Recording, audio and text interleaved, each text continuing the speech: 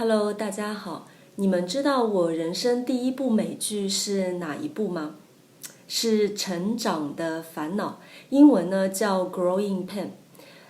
我记得是1990年的时候，这部电视剧开始在中国的电视上播放，然后呢一直放到1994年，其实时间还蛮长的，有4年的时间，电视上你都可以看到这部电视剧。我当时呢是非常痴迷这部电视剧的，也非常的羡慕里面父母和孩子的关系。我就一直在想，为什么我爸妈就不能像电视剧里的父母对待他们的小孩那样对待我呢？电视剧中 Jason 和 Maggie 对待他们的孩子呢，就像对待朋友一样，非常的平等。充满了爱，充满了关心，充满了鼓励。如果孩子犯了错误呢，也从来不打骂，而是慢慢的引导这样子。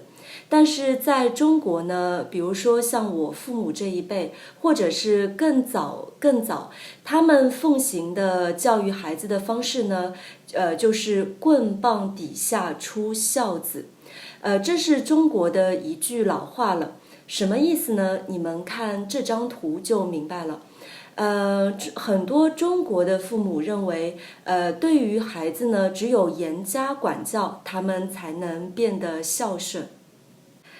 现在呢要插播一条广告，广告之后，我会跟大家聊一聊我父母的教育方式，或者是我跟我爸妈的相处方式吧。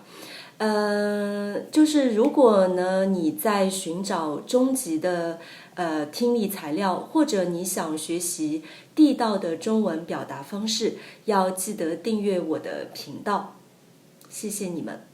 我小的时候呢也被我爸妈打过，但是呢不是太经常。然后我受过最严厉的惩罚呢就是跪洗衣板。你们知道洗衣板是什么？你们可能不知道，因为现在大部分人洗衣服的话都是用洗衣机。那洗衣板呢，就是这个东西，它的一面是凹凸不平的，就是你可以用来洗衣服，然后它的背面呢其实是平的这样子。那当然我爸爸让我跪的呢是它的反面，就是平的那一面，因为我爸比较仁慈，没有让我跪凹凸不平的那一面。我觉得跪洗衣板这一种惩罚方式呢，在我的那个时候，在我小的时候好像还比较流行呢，因为我有听到过我的其他小伙伴也遭受过这种酷刑。然后为什么我爸让我跪洗衣板呢？是因为当时我的写字作业，就是我们小时候都要练习写汉字嘛，那写汉字的这个作业得了一个中。中呢其实并不是一个非常差的分数。这里我需要说一下，在我小学的时候，我们作业打分呢并不是按照并不是数字来打分的，而是由优、中、差3个等级。当然了，优是最好的，然后中呢就有点像中等水平，差呢就是非常不好。那我得了一个中，然后我爸爸就因为这件事情非常的生气，让我跪洗衣板。但是现在我的写汉字的水平呢，不能说非常非常的好吧，但是我自己还认为自己的汉字写的还不错，中等偏上的水平吧。我小时候呢还特别讨厌我爸妈说别人家的孩子。什么意思呢？就是我爸妈，特别是我妈妈，总喜欢拿我跟别人家的小孩做比较。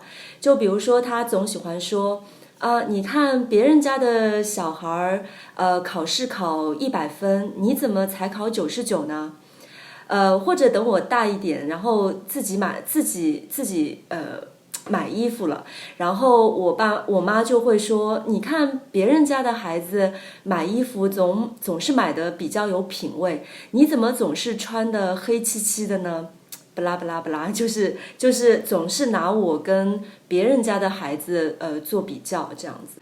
一直等到我很大了，就是我已经开始工作了。有一次呢，我就问我妈，我说，为什么你就不能表扬表扬我呢？每次都打击我。然后我妈是这样回答的，她说，你好的地方，我有什么好说的呢？如果我表扬你，你不是会骄傲吗？那你不好的地方，我当然要指出来，这样的话你就可以改正，这样子。不得不说，这其实是中国大多数父母的想法，他们会认为，如果一直表扬孩子呢，孩子就会骄傲这样子。不过随着教育心理学在中国的普及呢，我们也渐渐意识到，父母的教育方式可能会直接影响到孩子的人生。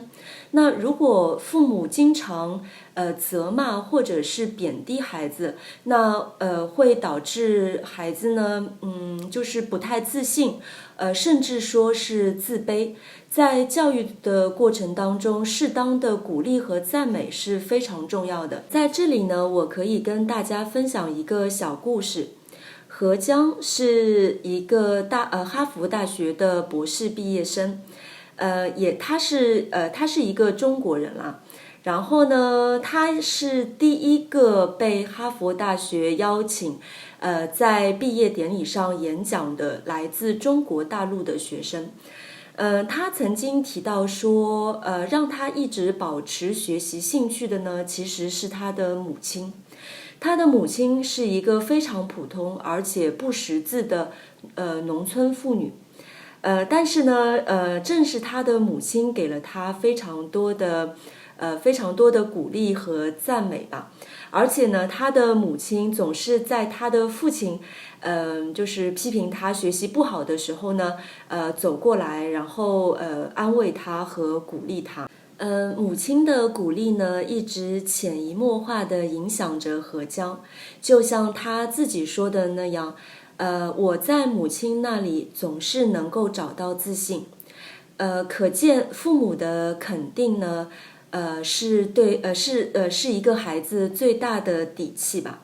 不过呢，我觉得任何的教育它都不一定是完美的吧。就比如说我爸妈的教育方式，那它可能会导致我现在有些时候不太自信，但是呢，同时我也觉得我自己会始终保持一颗谦逊的心吧，就总是觉得自己还有努力，还有进步的空间这样子。所以呢，我并不觉得我爸妈的教育方式有多差啦。就是说，当然，如果他们能够在对我严格要求的基础上，能够给我一点点的鼓励的话，我会觉得是更棒这样子。好了，今天的分享就到这里吧。如果你对这个话题有任何的看法的话，欢迎给我留言。当然啦，记得要订阅我的频道，努力的学习中文。我们非常感谢你的收看，我们下次再见。